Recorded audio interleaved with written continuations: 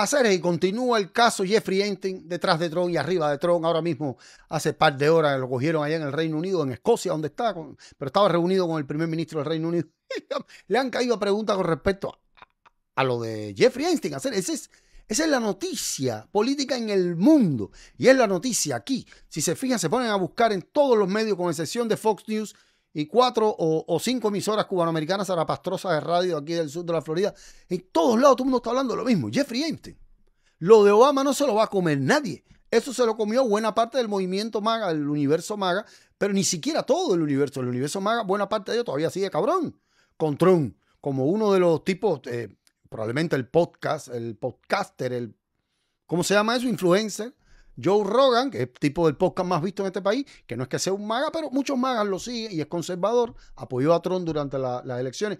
Joe Rogan estaba hablando el otro día con respecto a una entrevista que tuvo de invitado en su podcast a Akash Patel, el hueleculo puesto por Trump en el FBI, que no sabe ni mierda del FBI, pero sí sabe mucho de teorías conspirativas.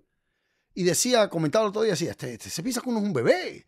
¿Cómo no va a decir a mí que después de tantos años hay un montón de cosas que no los podemos poner porque son muy duras? Te pides, somos niños. Ponle ya, mío, ¿qué cosa es eso? Vaya, que se han metido en un berenjenal porque a ellos les dio la gana, porque los que manejaron y únicamente manejaron la teoría conspirativa de la famosa lista fueron los republicanos. Los demócratas no comieron tanta mierda con eso. De hecho, ni hablaron de eso.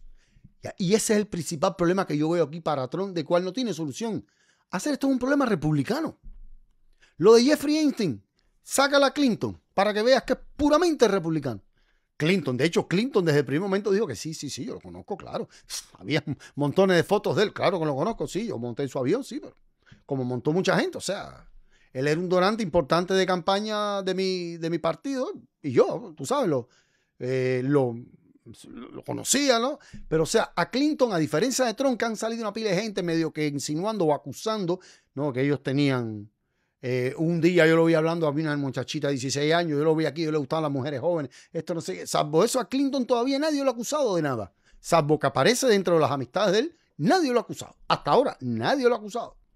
A Trump sí, a Trump la gente está insinuando hace rato que eran demasiado cercanos, pero no solo eso, serio, vuelvo y repito, el problema es republicano. Cuando tú miras todos los acontecimientos importantes sobre este caso, todo gira en torno a poderes controlados por republicanos. La investigación que se hizo en el 2005-2006 se hizo en West Palm Beach y el juicio entre 2007 y 2008, donde al final se llevó a cabo el arreglo descarado aquel para que él no saliera prácticamente hallado culpable de nada, solamente de los cargos más leves, y en pocos meses estaba en la casa. Ahí todo era republicano.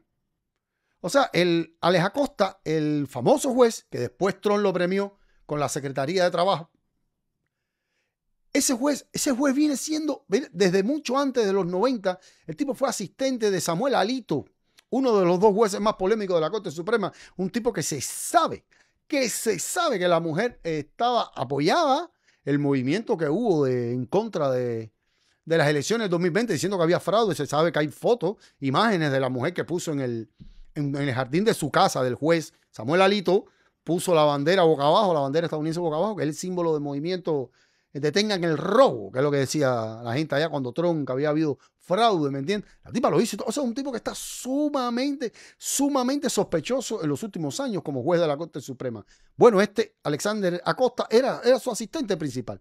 Lo fue durante 2 o 3 años antes de que él pasara a la Corte Suprema. ¿Dónde ocurrieron todas estas cosas entre el 2005 y el 2008? La investigación primera a Jeffrey Epstein y el arreglo que llegaron en 2008. ¿Dónde ocurrió eso? En la Florida. ¿Quién era el gobernador? Jeb Bush, el hermano de George Bush, que quien además en ese momento era el presidente de los Estados Unidos. Vamos, por favor. Y la gente dice, no, pero West Palm Beach es una ciudad súper sospechosa. Recuerden que eso ocurrió entre el 2005 y el 2008. ¿Qué ocurrió en el 2000 en West Palm Beach? Casualmente en West Palm Beach fue donde los republicanos se robaron la elección. Cogieron un distrito que estaba lleno, no lleno, pero había muchísima población afroamericana y los 5 jueces de la Corte, de la mayoría en la Corte Suprema, conservadores, cuando volvieron a contar los votos, pararon de contarse. Quedaron miles de votos sin contar y dieron ganador a George Bush. West Palm Beach tiene historia, brother, historia de ser una ciudad sumamente sospechosa. Y ahí pasó todo esto, hacer. Cuando desentierran por fin el caso y vuelven y toman, ya cogen preso a Jeffrey Epstein. ¿Bajo qué gobierno ocurrió eso? Trump. En el año 2019 era Trump el que estaba en el poder. Todo el mundo ahí en el FBI, todos los cargos importantes eran republicanos. O sea, esta historia se ha tratado de vender como que para los dos partidos están mezclados porque está Clinton. Porque está Clinton, es cierto, Clinton está, pero cuando tú sacas a Clinton de la ecuación, esto es puramente republicano. Porque los poderes que controlaban los lugares donde esto ocurrió, tanto a nivel de ciudad, a nivel de estado, como a nivel presidencial, del control de la presidencia, eran republicanos a hacer. Aquí los demócratas no tienen nada que ver. Por eso es que no va a pegar, no pega, no engancha la teoría esta conspirativa de Obama. No va a enganchar. Claro, esta teoría conspirativa al final ellos están tratando de echarle a Obama cualquier culpa, porque los MAGA ven a Obama como el líder el poderoso, ¿verdad? Con los hilos que opera tras bambalinas. Esa mierda nada más se la creen los teóricos conspiranoicos estos, pero la mayoría de la gente no va a tragar lo de Obama. No se lo traga. Ni de la historia de que inventó la famosa, que al final se demostró que hubo colusión rusa a favor de Trump en la elección, sobre todo en las redes sociales, y esta historia de que también está detrás de haber creado la lista de entes, de que está metido incluso en la misma lista. Esas cosas, la gente no está para eso. Al final, cuando tú sacas la cuenta, absolutamente todo pasó bajo gobiernos republicanos, lo mismo a nivel local, a nivel estatal, que a nivel federal. Primero con Bush y después con Trump. Aquí los demócratas no tienen nada que ver. Ni Clinton era poderoso cuando esto sucedió entre el 2005 y el 2008. Ni Obama, porque Obama en el 2008 todavía no era presidente. Obama entró en enero del 2009. O sea, y salió en el 2016. Cuando esto explotó en el 2019, aquí nada más habían republicanos en el poder. O sea, esto es totalmente republicano, ¿eh? Y por eso es que no se la van a poder sacar de encima. No se lo pueden sacar porque aquí no hay más partidos. O sea, aquí hay dos. Y todo el mundo sabe que los que estaban al frente, los cargos más importantes, los cargos más poderosos, los que cubrieron toda esta historia, son republicanos. De hecho, el abogado más importante, échense esta serie, con esto termino, el abogado más importante en el juicio aquel famoso en el 2007-2008, que llegaron al acuerdo cochino con Alexander Acosta, ese abogado fue el mismo que usó Trump después en su impeachment.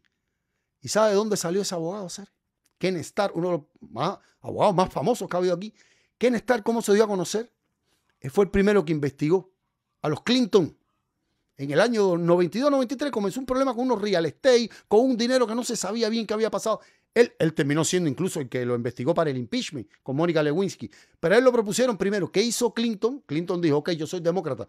El Departamento de Justicia, Janet Reno, la fiscal general en ese entonces, propuso como fiscal especial para la primera investigación, lo de real estate, con lo del matrimonio Clinton, propuso a un conservador moderado. Y la Corte Suprema, el juez se llamaba Rehnquist de apellido en ese momento, ultraconservador, a quien sustituyó Antonin Scalia, que eran tan para cual.